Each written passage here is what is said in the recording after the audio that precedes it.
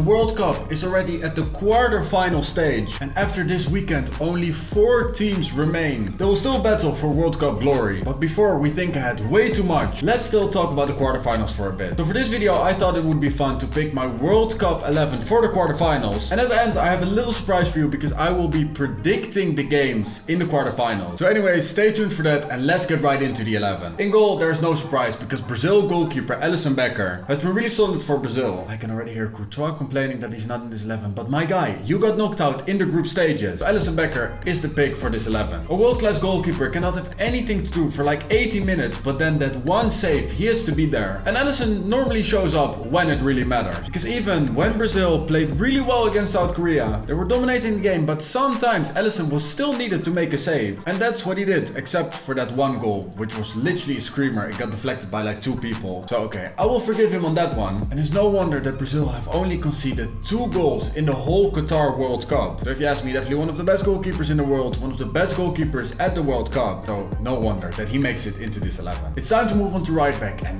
literally how can you not talk about Denzel Dumfries? And this one is a strange one because in the group stage Denzel Dumfries was struggling a little bit. He wasn't really playing his best football, but then in the game against the USA, Denzel Dumfries was someone else. The Netherlands scored 3 times, Denzel Dumfries scored once and also assisted the other 2 goals, inspiring the Netherlands to go to the quarterfinals. An international tournament, Denzel Dumfries is something else. 1.5 years ago at the Euros, he was the best player for the Netherlands, and after a rocky start, Denzel Dumfries is truly back to his top form. It's time to move on to the next player, and we know that Morocco is one of the biggest surprises of this tournament so far. They made it to the quarterfinals for the first time in their history. It's not a surprise that some players of the Moroccan team also managed to get into this 11. And believe me, there will be more, but the first player is West Ham defender Najib Aguerd. Aguerd has been really solid for Morocco, definitely one of the leaders in the back line for the team. But the whole of Morocco got a minor heart attack after Aguerd went off injured against Spain, but reportedly the injury is not that bad, so good for West Ham fans. I don't know if he's able to play the next game against Portugal, but we'll have to wait and see. But the fact that Aguerd is absolutely insane for Morocco in this tournament definitely bodes well for West Ham fans, because you will get an absolutely amazing defender back after this tournament. Partnering him will be one of my favorite defenders that I've seen during this tournament, because after his performances it's really difficult to not talk about Josko Gvardiol. I will admit it, I don't really see a lot of German football, so on Champions League nights, sure, I watch RB Leipzig and I can see that Gvardiol is a good defender. But these last couple of games at the World Cup, Gvardiol has been absolutely insane. During the games he was really easy to recognize because of his mask, but that definitely didn't hinder him from making absolutely insane interceptions while also being comfortable on the ball. I already said in the last video, this guy would be such a good addition to many big clubs. For example, Barcelona. Chelsea's also linked with this guy, but in my opinion, sign this guy up as soon as you can. Pay the money that RB Leipzig wants, because this guy truly has everything to become the best defender in the entire world, and he's only 20 years old still. To complete the defense, we're moving on to left back, and for this one I'm cheating a little bit because I could not leave this guy out. He normally plays at right back, but I will put him at left back because I'm pretty sure that he would also do a great job there. It's another player from Morocco. How can you not talk about Achraf Hakimi? By now the whole world knows that Achraf Hakimi is one of the best defenders in the entire world, because not only can this guy defend, he's also absolutely insane in the attack. And it also became pretty apparent that this guy is also pretty good at taking penalties while under huge pressure. He took the deciding penalty against Spain, showing no signs of nervousness with an ice-cold finish, a Panenka that went in. And the painful thing for Spain is that this guy was born in Madrid, joined Real Madrid's academy at the age of 8,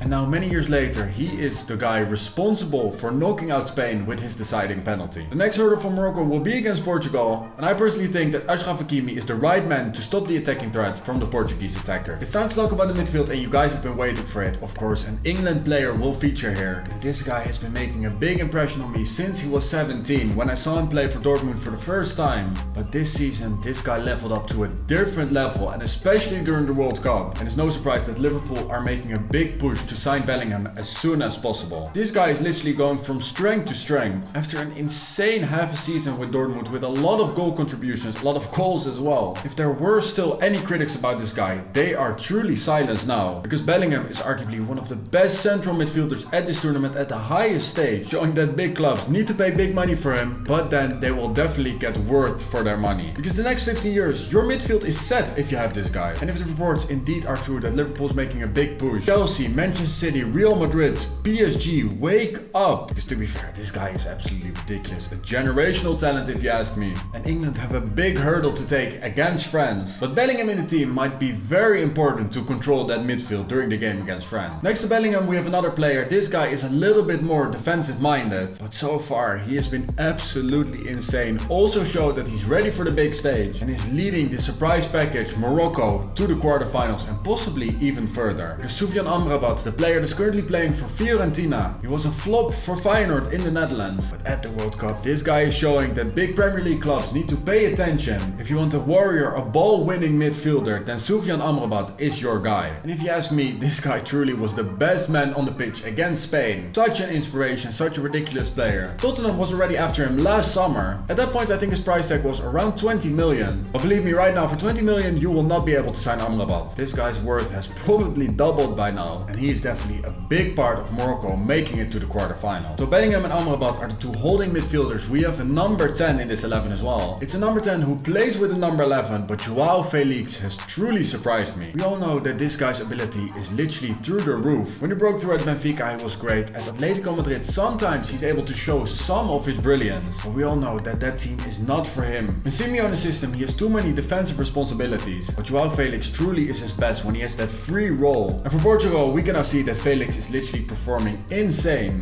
And I'm gonna say it, I think that Joao Felix is currently playing for the wrong Madrid side, because imagine him in a Real Madrid team. I know that Real Madrid already have some great players, but you can definitely fit Felix in somewhere. But again, all the big clubs need to wake up. Manchester United, PSG, Barcelona, this guy will literally fit in everywhere if you let him do his thing. Joao Felix can once again become one of the best players in the entire world. We're gonna move over to the attack and we're playing with 3 strikers, so some of these players will play out of position a little bit. Not necessarily a problem because they're familiar with these positions. We're starting on the right with Kylian Mbappe. I mean, there's not really much to say about this guy. Kylian Mbappe has already scored 5 World Cup goals this tournament. He's already well over 20 goals in all competitions in this entire season so far. At this moment he already has more World Cup goals than Cristiano Ronaldo, while only being 23, and he has the same amount of goals as Lionel Messi, again while only being 23. You could argue that Kylian Mbappe currently is the best player at the tournament, definitely the best striker at the tournament, and I might even go one up by saying that Mbappe at this moment is the best player in the entire world of football. Next to him is a player that I wouldn't have expected here, but Richarlison is truly having a great tournament for Brazil. The Spurs striker has already scored 3 goals in the competition so far, which is more goals than he scored for the London club, and that is in just 4 games. But Richarlison currently is shining in a great Brazil team, scoring great goals, so he is actually capable of doing it. And like I said before, this guy still has 0 goals in the Premier League for Tottenham this season. But who knows, maybe the confidence from this tournament will carry over to the Premier League, and maybe we're going to see a completely different version of Richarlison at Spurs the second half of the season. The last player in this 11 is Cody Gakpo, of course. How can we not talk about him? Arguably the breakout star of the tournament. In the group stages, Cody Gakpo already scored 3 goals, 1 with his left foot, 1 with his right foot, and 1 with his head as well. I don't know, can you call it a perfect hat-trick over 3 games? I don't think so. But anyways, Gakpo was insane for the Netherlands, scoring when it matters. Because you probably already noticed, why is Lionel Messi not in this team? Yes, he's been good. He was insane against Australia the last half of the game. Unfortunately, I cannot pick him in his 11 because Argentina are unfortunately going home. Because you heard it here first, or maybe somebody else said it already, but the Netherlands are going to win against Argentina. I know the entire world will hate us because Messi will not be able to win the World Cup, but I'm sorry, I know that I said something different before. Right now, I'm sure of it. The Netherlands are going to knock out Argentina. Like I said at the beginning, I'm going to predict the game, so you already heard my predictions for the Netherlands-Argentina game. For the Croatia-Brazil game, I think that this will be a very tough one. Croatia impressed me at times, but Brazil are truly a machine, so I will send Brazil through to the semi-finals. I am actually expecting a surprise at the England-France game. Kylian Mbappe might be the best player at this tournament, but England are going to go to the semi-finals. France are getting knocked out, mark my words. And Morocco against Portugal, oh, this is a tough one. Portugal really impressed me the last game. They got a lot of space to do their thing. But you know what? Another surprise. Morocco going into the semi-finals as well. So judging from my predictions, in the semi-finals we will have a game Brazil against the Netherlands and Morocco against England. Let me know in the comments down below, what do you expect? How do you think the quarterfinals will end up, and which semi-finals do you think we will get? Let me know in the comments down below. You can predict every result if you want, if you have the time. And as always, be sure to like the video, subscribe if you're new to the channel, click my videos on the end screen right now, and I'll see you on the next video. Peace.